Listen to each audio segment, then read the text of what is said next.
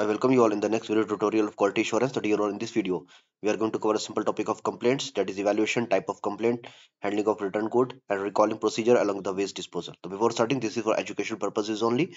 There is no commercialization involved, and please refer to standard books in case of any deviation.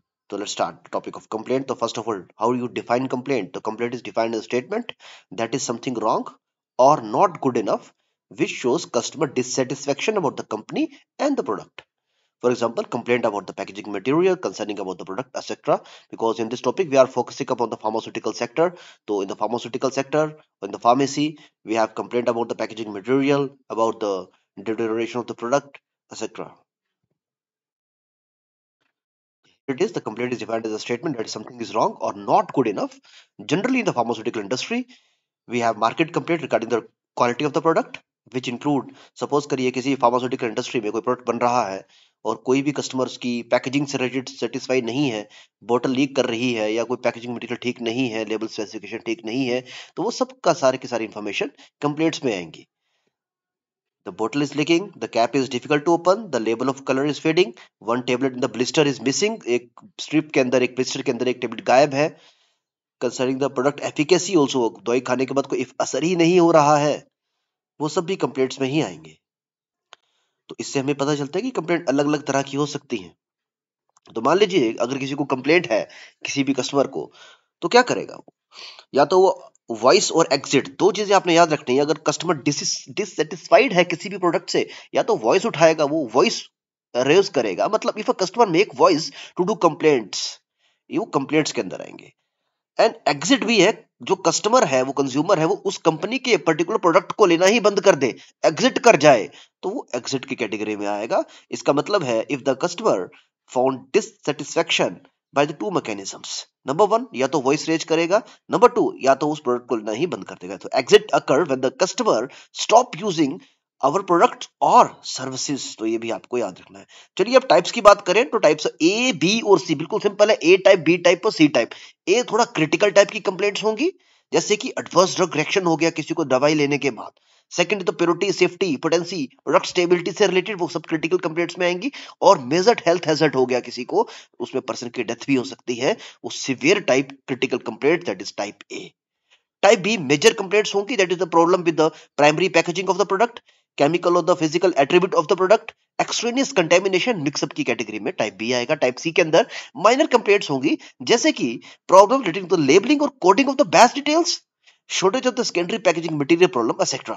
तो here it is type A, B और C आपने याद रखना है. Type A critical है, type B major, और type C के अंदर माइनर कंप्लेंट्स आई है. If we talk about the responsibility, तो किसकी रिस्पांसिबिलिटी होगी? अगर कोई भी कंप्लेंट आती है तो production head, quality assurance head और unit head is responsible for this complaints handling. तो कंप्लेंट हैंडलिंग का प्रोसीजर बिल्कुल सिंपल है, 4 स्टेप्स में डिवाइड है. सबसे पहले कंप्लेंट्स आएंगी, एक इन्वेस्टिगेशन होगी, क्या जो कंप्लेंट आ रही है वो ठीक भी है कि नहीं है, कहीं वो फॉल्स क्लेम तो नहीं है. उसके बाद CAPA, करेक्टिव प्रिवेंटिव एक्शन लिया जाएगा, और monthly report trend analysis publish होगी. तो number one is the receiving of complaint. इसको फ्लो चार्ट से समझते हैं तब हमें बेहतर समझ आ जाएगा. As you can see this is the flow chart which indicate step 1 में क्या है, कंप्लेंट आ रही है, that is customer make a complaint through various means like phone के थ्रू या email या any other registered post letter etc.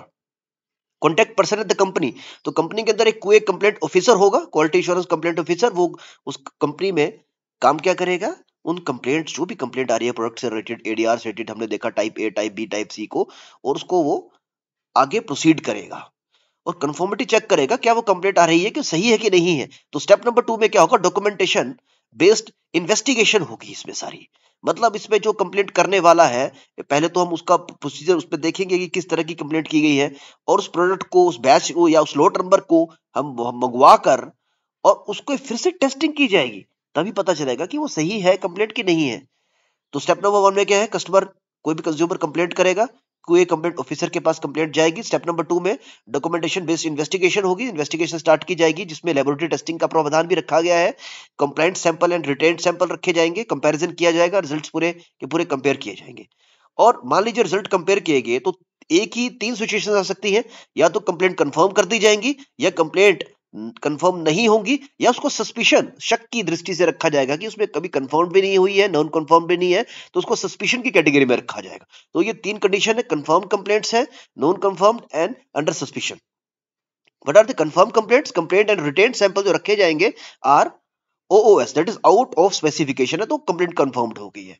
Non confirm में क्या होगा? Complaint retain sample are in compliance with specification, तो वो कंप्लेंट कंफर्म नहीं होगी, वो स्पेसिफिकेशन के हिसाब से पाया गया। तो ये प्रोसीजर आप याद रखिए, 4 स्टेप को याद रखने हैं।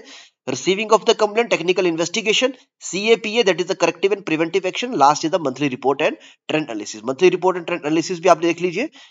स्टेप नंबर 3 में क्या? करेक्टिव एक्शंस, उसमें हम प्रोडक्ट को रिकॉल भी कर सकते हैं। मान लो प्रोडक्ट की बहुत ज्यादा बार बार कंप्लेंट आ रही है, तो मार्केट से क्या होगा?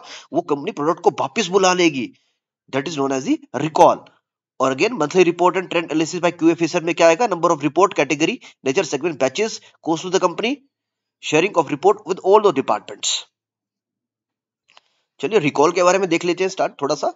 Despite a company's best effort to design, manufacture and sell safe and reliable products, and the possibility still exist that the dangerous defective products में रीच द मार्केट। अगर कोई ऐसा प्रोडक्ट आ जाए जो कि मार्केट में आने के बाद पता चले कि उसके एडवर्स इफेक्ट हो रहे हैं, उसके साइड इफेक्ट्स हो रहे हैं, उसकी बार बार कंप्लेंट आ रही है, तो कंपनी इसको रिकॉल भी कर सकती है, उस प्रोडक्ट को वापस बुला सकती है।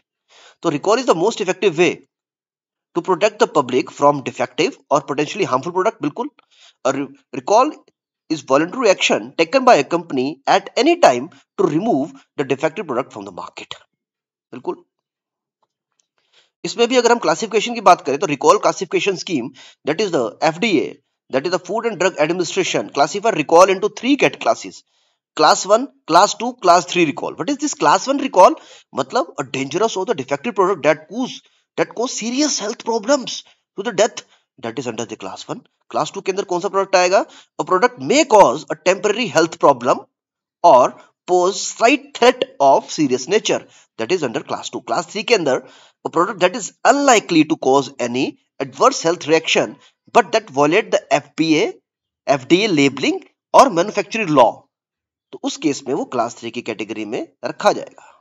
रिकॉल करिए class 1 recall, class 2 recall, class 3। Class 1 में सबसे ज्यादा डेंजरस डिफेक्टिव प्रोडक्ट जो कि एक मेजर हेल्थ कंसर्न बन सकते हैं, उनको वापस बुला लिया जाएगा। क्लास 2 के अंदर जो एक थ्रेट होंगे that might cause a temporary health problem कर सकते हैं, और ये परमानेंट नेचर की हेल्थ प्रॉब्लम करेंगे, और pose slight threat of serious nature का हो सकता है।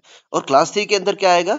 अगर वो थ्रेट नहीं भी हेल्थ में, लेकिन वो वायलेट कर रहा है FDA की लेबलिंग और मैन्युफैक्चरिंग कंडीशंस को, उनके रिक्वायरमेंट्स को, तो वो क्लास 3 रिकॉल के अंदर आ जाएगा।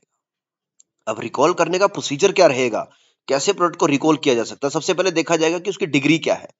तो step number 1, determine the degree of the recall, कितना थ्रेट है वो, डिग्री 1, डिग्री 2 या डिग्री 3 में आ रहा है। जैसे सपोज करिए डिग्री 1 में क्या आएगा? प्रोडक्ट विद हाई रिस्क और हाई हेल्थ रिस्क, और डिग्री 2 में क्या है? Product with minor health risk.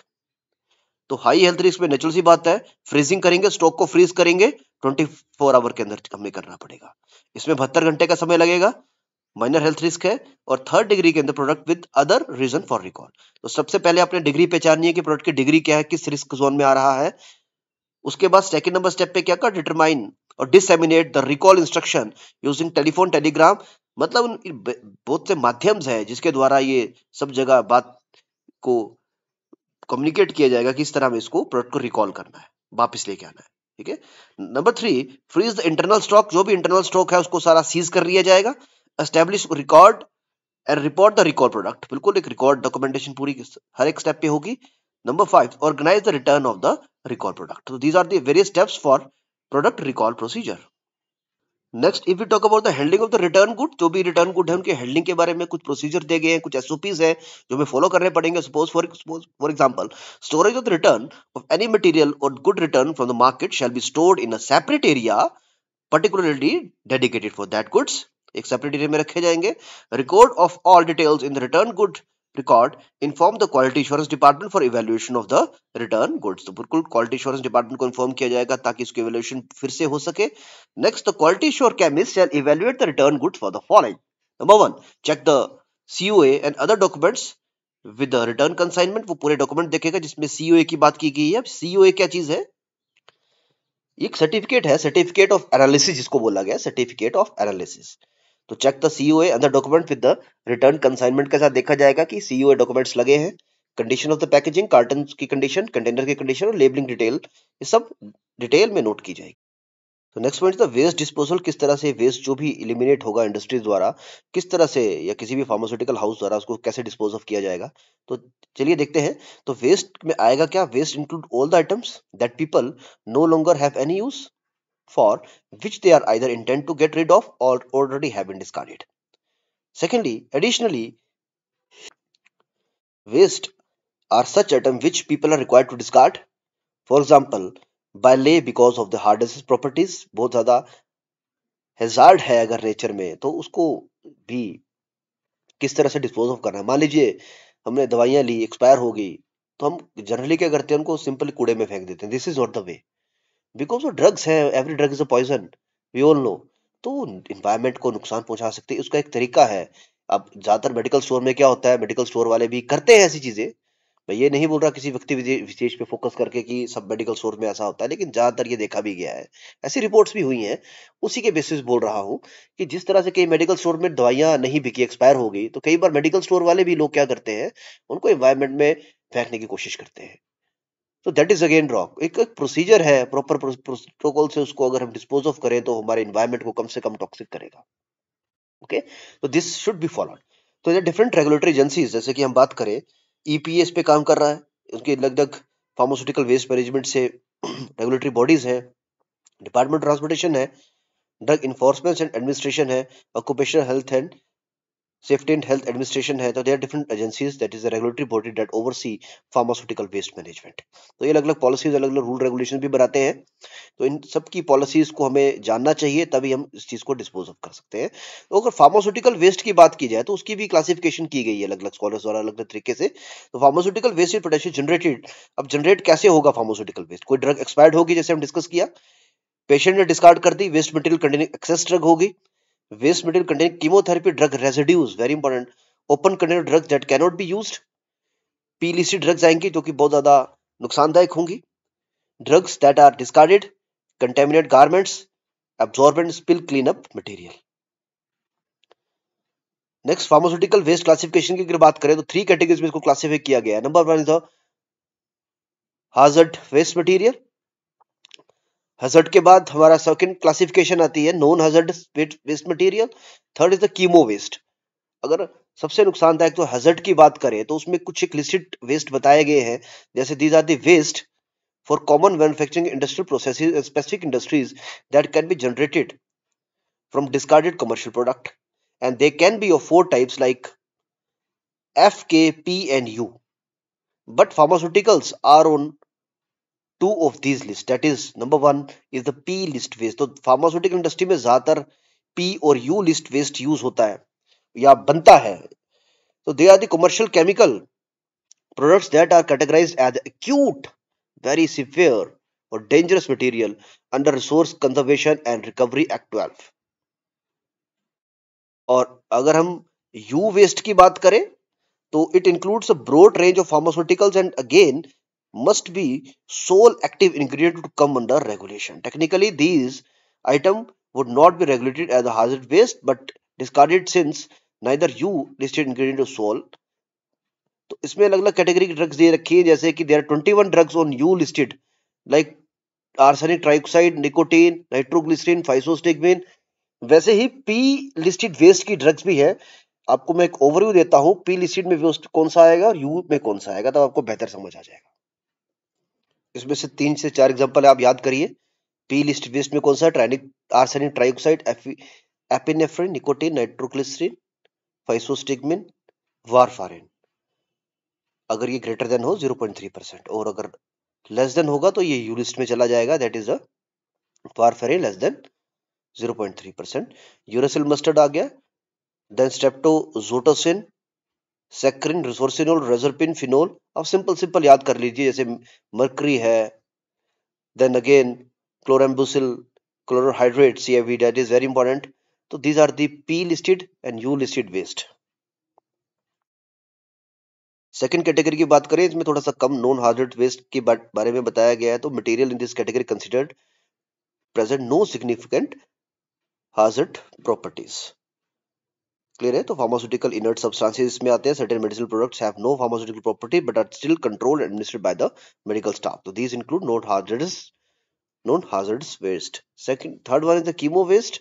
तो कीमो वेस्ट के अंदर अगेन ट्रेस कीमोथेरेपी वेस्ट आता है और बल्क कीमोथेरेपी वेस्ट. जैसे कि हम बात करें वायल्स, रिंजेस, ये ट्यूबिंग वगैरह, ये ग्लव्स, वाइप्स, ये सारे के सारे सेफ्टी कैबिनेट, ग्लव बॉक्स वगैरह भी इसके अंदर आएंगे. और ये सब कीमोथेरेपी और कीमोथेरेपी वाली ड्रग्स हो गई, तो सब कीमो वेस्ट के अंदर डाला गया है. कीमोथेरेपी वेस्ट भी इसको बोला गया है. तो these are the few important. अब क्वेश्चन उठता है कि किस तरह से इसको डिस्पोज ऑफ करें. तो सबके लिए अलग अलग मेथड्स हैं. तो डिस्पोज ऑफ करने के लिए भी जैसे pharmaceutical waste treatment and disposable plants होते हैं, तो इंसिनरेशन कर सकते हैं. कुछ चीजों के लिए इंसिनरेशन का प्रावधान है. इसके अलावा ऑटोक्लेविंग है, माइक्रोवेविंग है, chemical disinfection is the most common, then deep barrel, secure and landfilling, then waste immobilisation, encapsulation. तो ये आपको कुछ एक चीजें याद रखनी है. हम कोशिश करें कि हम बेसिकली हम बोला जाता है कि रीयूज करें. हमारे पास 5R होते हैं जिसमें कि रीयूज, रीसाइकल को हम यूज करके, as you can see, refuse, reduce, reuse, repurpose, recycle. तो हम ये अगर स्ट्रेटेजी अपनाएंगे वेस्ट के मामले में, तो हम काफी हद तक अपने इन्वायरमेंट को कंटेमिनेट होने से रोक सकते हैं. तो again I am repeating, refuse, reduce, reuse, repurpose and recycle. So I hope this will give you an brief idea about the complaints. हमने हैंडलिंग ऑफ रिटर्न गुड्स के बारे में देखा, रिकॉल प्रोसीजर भी देख लिया अच्छे से, और waste disposal. So thank you all for available time.